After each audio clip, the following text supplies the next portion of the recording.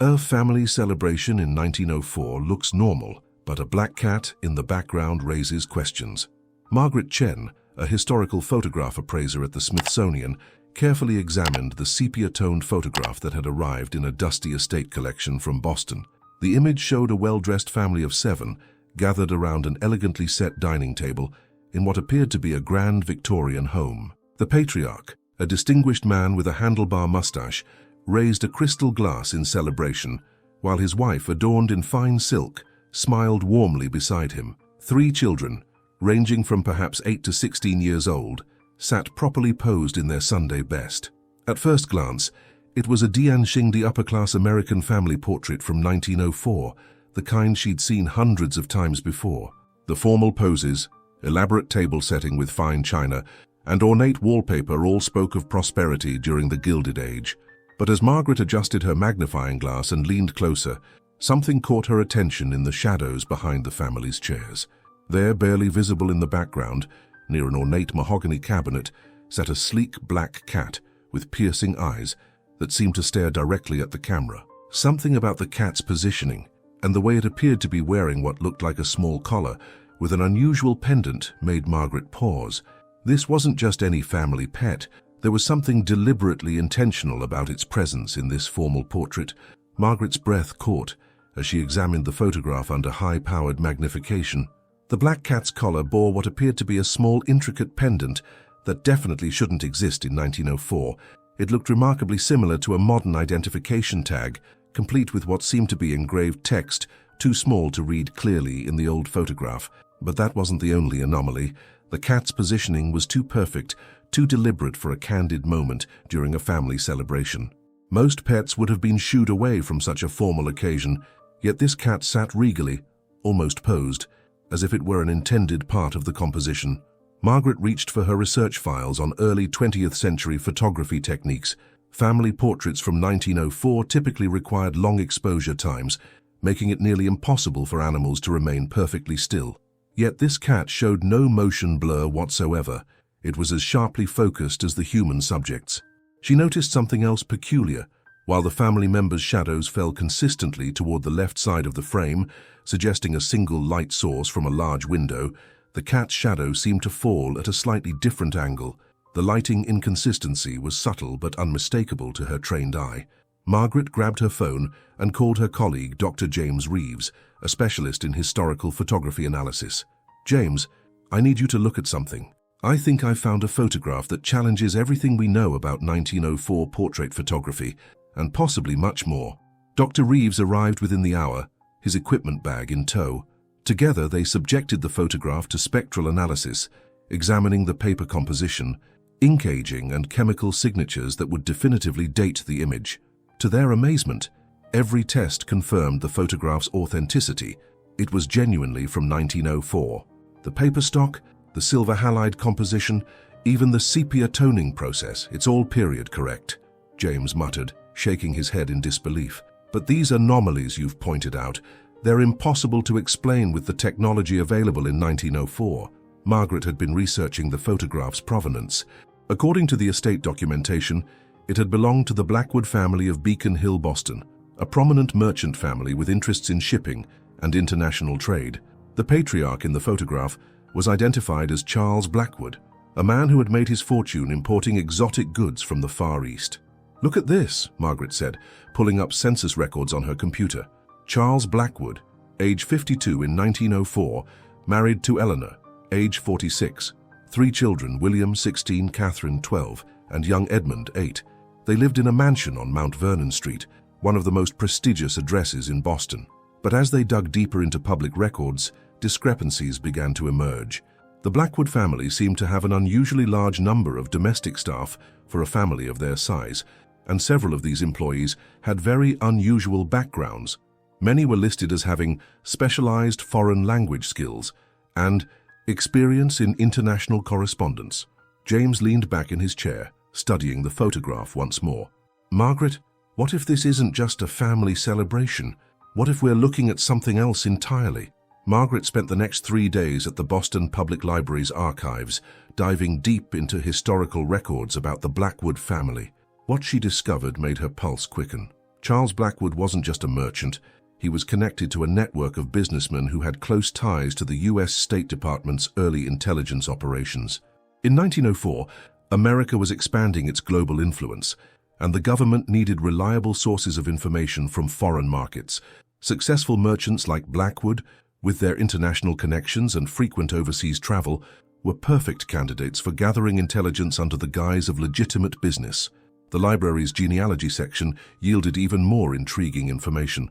The Blackwood family had adopted several wards over the years, children from various countries who lived in their household and received American educations. These weren't typical orphan adoptions. These children came from families with connections to foreign governments and diplomatic circles. Margaret found a particularly interesting newspaper clipping from the Boston Herald, dated March 15, 1904, just 2 weeks before the photograph was taken, according to the estate documentation. The brief article mentioned a private reception at the Blackwood residence to honor visiting dignitaries from the Orient, celebrating new trade agreements that promised to benefit American commercial interests. But it was a handwritten note tucked inside an old family Bible that made everything click into place. In faded ink, someone had written, "The Persian knows when to watch and when to remain silent." The celebration was successful. The message was delivered as planned. Margaret stared at the note, then back at the photograph. The black cat wasn't just a pet, it was a signal, a coded message captured in what appeared to be an innocent family portrait. Margaret's hands trembled as she made the connection. Persian, that wasn't referring to a person from Persia. In 1904 intelligence circles, Persian was a code name for a specific type of covert operative, someone who could move undetected through social situations and relay information without suspicion. She returned to the photograph with fresh eyes, examining every detail of the black cat's positioning. The cat was positioned precisely in line with a particular piece of furniture, an ornate Chinese cabinet that, upon closer inspection, had one of its small drawers slightly ajar. The cat's gaze wasn't directed at the camera at all. It was focused on that specific drawer. Margaret contacted the Boston Historical Society and managed to locate architectural plans for the Blackwood mansion. The Chinese cabinet was positioned against what the plans showed as a wall with a hidden compartment, a common feature in wealthy homes of the era, used for storing valuable documents or hiding precious items during uncertain times. Dr. Reeves had been working on enhancing the image of the cat's collar pendant using digital restoration techniques. When he called Margaret back, his voice was barely contained excitement. "Margaret, you need to see this. I've managed to enhance the pendant image, and there are definitely symbols etched into it, but they're not English. They look like a combination of Chinese characters and what might be diplomatic cipher symbols." The implications were staggering. The Blackwood family hadn't just been hosting a simple celebration.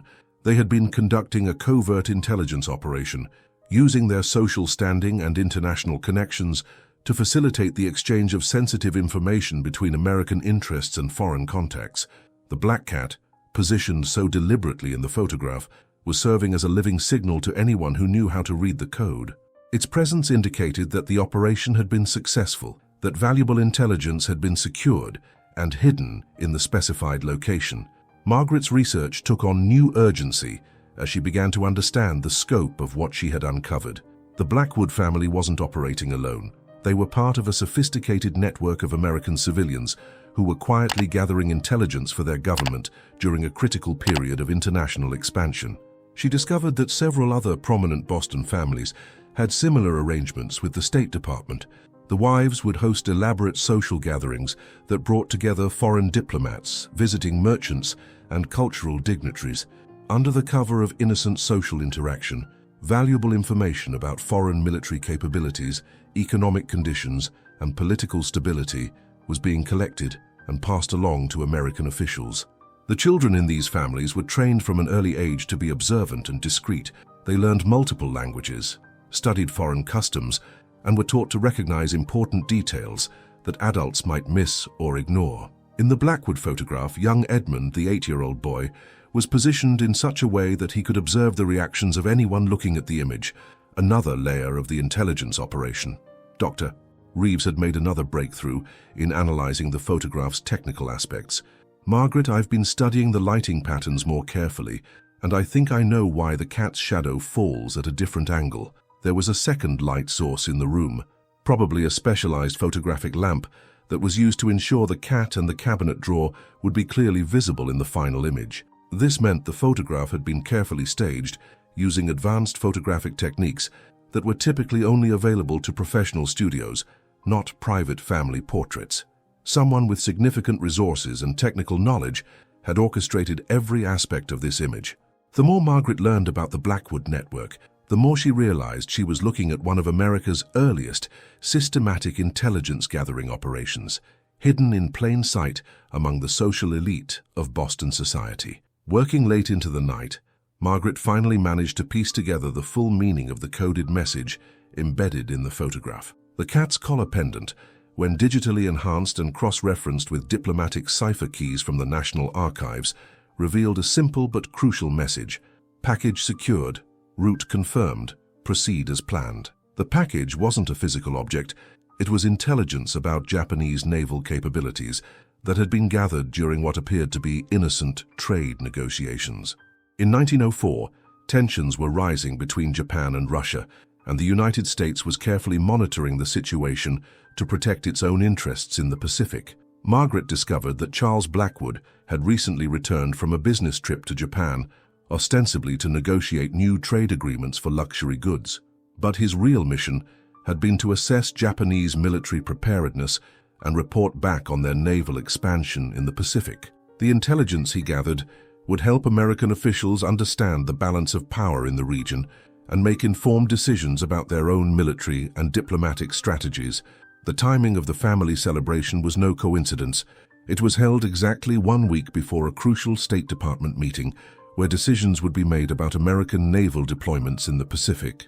The photograph served as confirmation that Blackwood had successfully completed his mission and that the intelligence was ready to be passed along to the appropriate officials. The black cat, trained to respond to specific signals, had been positioned to indicate that the hidden compartment in the Chinese cabinet contained the detailed reports and documents that Blackwood had smuggled back from Japan. The cat's presence in the photograph was the all-clear signal that the operation had been completed successfully. Margaret realized she was looking at evidence of a highly sophisticated intelligence operation that had been disguised as ordinary family life, conducted by civilians who were secretly serving their country's interests during a critical period in American history. As Margaret delved deeper into the Blackwood family's personal records, she uncovered a heartbreaking human story behind the intelligence operation. Eleanor Blackwood, Charles's wife, had initially been reluctant to involve their children in the covert activities. Personal letters found in the estate revealed her fears about the dangers they faced and the moral complexity of using their family life as a cover for espionage.